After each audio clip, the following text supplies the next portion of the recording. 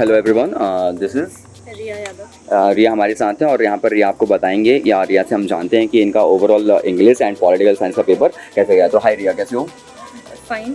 Mainly मतलब overall जो हमारा डिफिकल्टी लेवल था as compared to previous year, कैसा लगा आपको?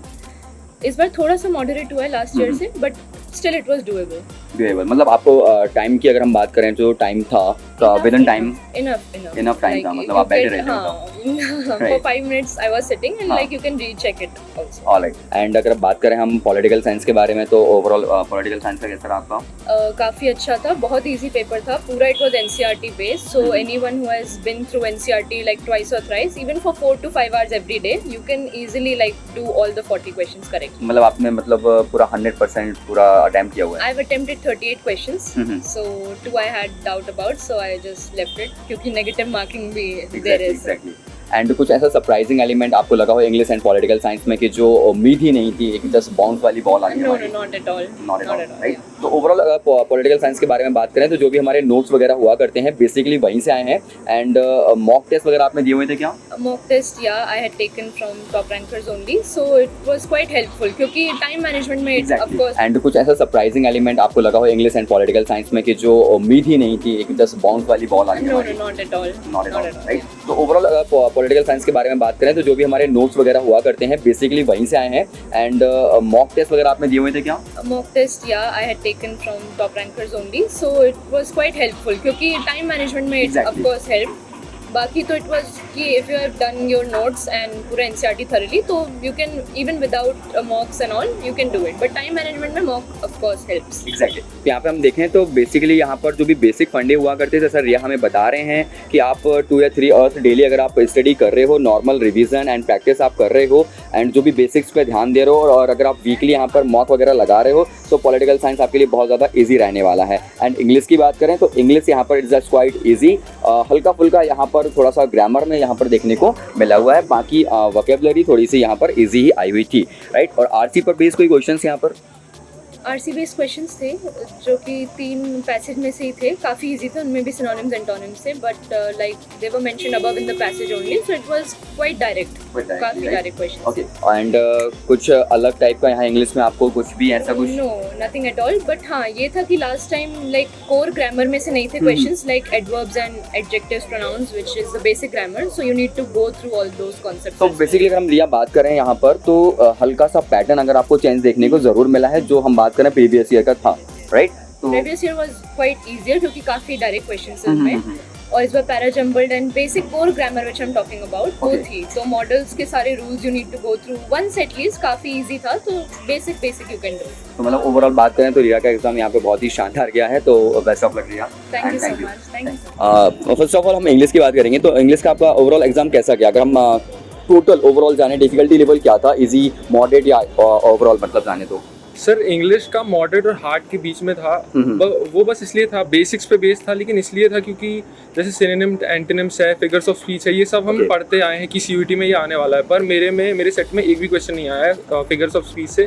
सिनोनिम में एंटोनिम भी इतने ईजी आए कि जो मैंने हार्ड सब याद किया था उसका कोई मतलब वो सब यूजलेस हो गए। और जो जैसे ग्रामर पोर्शन है जिसमें ज़्यादा ध्यान नहीं दिया था कि वो पिछले बार भी नहीं आया था, सैम्पल पेपर में भी नहीं दिया था, लेकिन ग्रामर पोर्शन बहुत ज़्यादा आया है मेरे इसमें। और जो फॉरेन लैंग्वेज के वर्ड हैं वो भी आए हैं, हालांकि इजी आए थे लेकिन आए थे फॉरेन लैंग्वेज के वर्ड। हाँ। सो कम्प्लीटली यहाँ पे देखें तो वोकैबुलरी थोड़ी सी यहाँ पे लेवल ऑफ डिफिकल्टी इजी रखी हुई है as compared to previous year. और जैसा यहाँ पर ऋतुराज बता रहे हैं कि जो भी ग्रामर का पोर्शन था वो as compared to previous year जो कि नहीं पूछा गया था, इस बार थोड़ा सा ज़्यादा पूछा गया है। बट हाँ, जो भी वर्डिंग थी, जो भी वर्ड्स यहाँ पे पूछे गए हैं, इट्स टोटली ईजी, राइट। और कुछ सरप्राइजिंग एलिमेंट टाइप का ऋतुराज आपको लगा?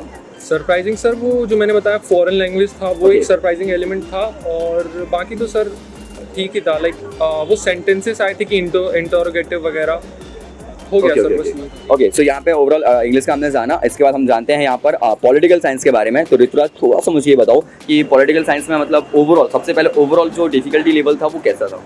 पॉलिटिकल साइंस में सर अगर आपने लाइक 12th पढ़े हो ढंग से तो इजी था, लाइक स्टेटमेंट बेस्ड क्वेश्चन आए थे जो कि इजी होते हैं क्योंकि आप आंसर राइटिंग करते आ रहे हो तो इजी पड़ जाते हैं। और मैच द फॉलोइंग आए थे जो भी बहुत इजी थे, लाइक आप 2-3 ऑप्शन तो वैसे ही एलिमिनेट कर सकते थे देख के कि वो आने ही नहीं है वैसे। Okay okay okay. बाकी 1-2 क्वेश्चन में आप मतलब 1-2 ऑप्शन से आपको चूज करना था, वो भी इजी पड़ रहा था। तो ऋतुराज, अगर हम थोड़ा सा यहाँ पे ध्यान दें कि जो हमारे मॉक टेस्ट जो आपने दिए होंगे, राइट, और जो हमारा प्रीवियस ईयर पेपर है, इस चीज़ ने आपकी कितनी हेल्प की? मतलब सर बहुत हेल्प की, और लाइक मॉक टेस्ट से आप बस टाइमिंग का पता लगा सकते हो, बाकी क्वेश्चंस की लेवल ऑफ डिफिकल्टी ऐसा रखना है कि इजी ही आ रहा है पॉलिटिकल साइंस का। तो बेसिकली ऋतुराज, मुझे ये बताओ, आपने जो स्टडी की थी ओवरऑल, मतलब जो भी आपने मतलब जो भी कॉन्सेप्ट्स वगैरह थी या पे जो नोट्स वगैरह बनाए थे, क्या मतलब मैक्सिमम चीज़ें वहीं से आई हुई हैं? हाँ सर, मैक्सिमम, जैसे मैंने बताया कि स्टेटमेंट आ रहे हैं जो कि आपके नोट्स में आपको बहुत हेल्प मिलेगी। फैक्चुअल क्वेश्चन आ रहे हैं पर इररिलेवेंट से नहीं आ रहे हैं कुछ भी, बहुत लाइक ऐसे बेसिक से फैक्चुअल क्वेश्चंस की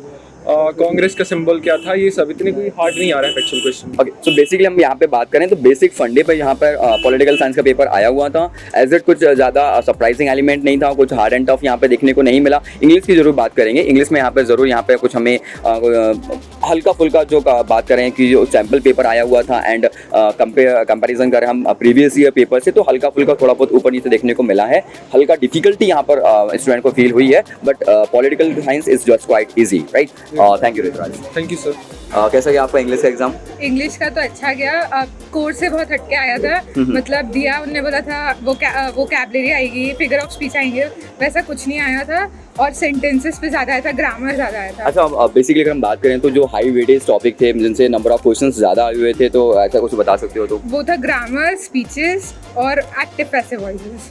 वोकैबुलरी से कुछ आया हो? उतने ज़्यादा नहीं थे, बहुत बेसिक वोकैबुलरी थी। तो और अगर लेवल की बात करें तो लेवल कैसा लगा आपको? इजी, मॉडरेट या हाई लेवल? मॉडरेट, इजी और मॉडरेट के बीच में। ओके, सो अनन्या, क्या आप ये बता सकते हो कि जो प्रीवियस ईयर पेपर अगर आपने देखा होगा, अगर हम कंपैरिजन करें प्रीवियस ईयर से इंग्लिश का, तो कैसा लगा आपको लेवल ऑफ डिफिकल्टी?